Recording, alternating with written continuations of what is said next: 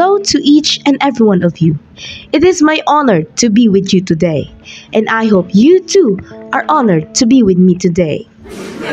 Well, they said I am the best president that you never had. Hindi nyo kasi ako binoto. But I would say, at least I influence people, especially the young ones, to stand for what is right, to be firm for what is right, and to fight for what is right, even you are alone in fighting. Ako, si Miriam Defensor Santiago. I was born on June 15, 1945 in Iloilo City, a city of love. You know why love? Because basta Ilongga, guwapa.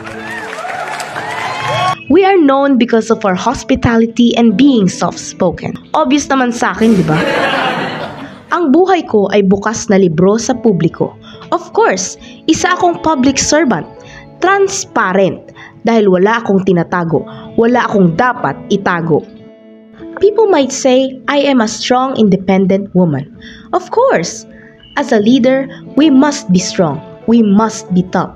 Masyado ng maraming payaso sa Senado, wag na nating dagdagan.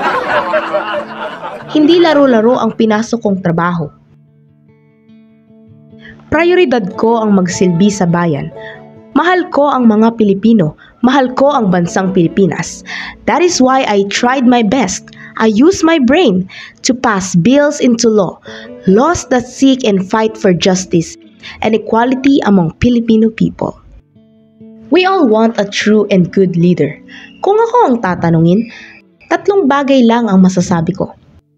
First, a good leader should be academically excellent. Dapat lang. Alangan namang bumoto tayo ng presidente ng klase na loloko-loko.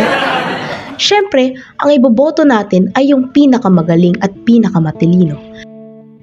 Hindi sa pagyayabang, nagtapos lang naman akong pinakamahusay sa aming klase noong ako ay estudyante.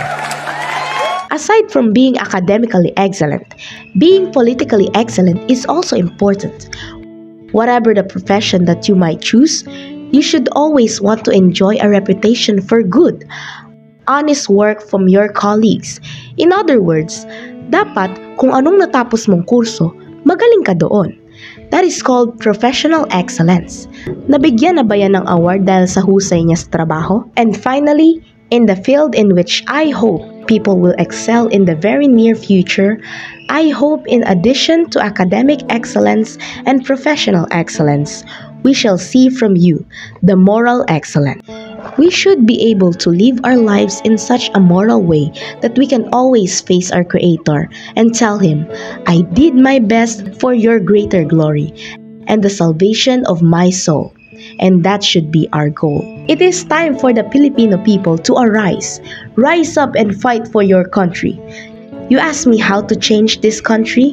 I've already told you what the ingredients are. But most of all, the foremost requirements to change our society is to change ourselves. People pray, God, change the world. It's such a bad world. But I say no. You can improve on that prayer. Instead, you say, God, change this world and begin with me.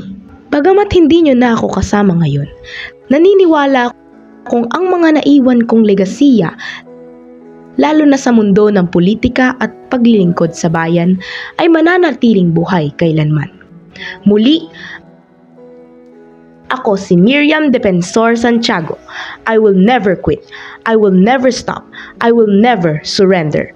Miriam is forever.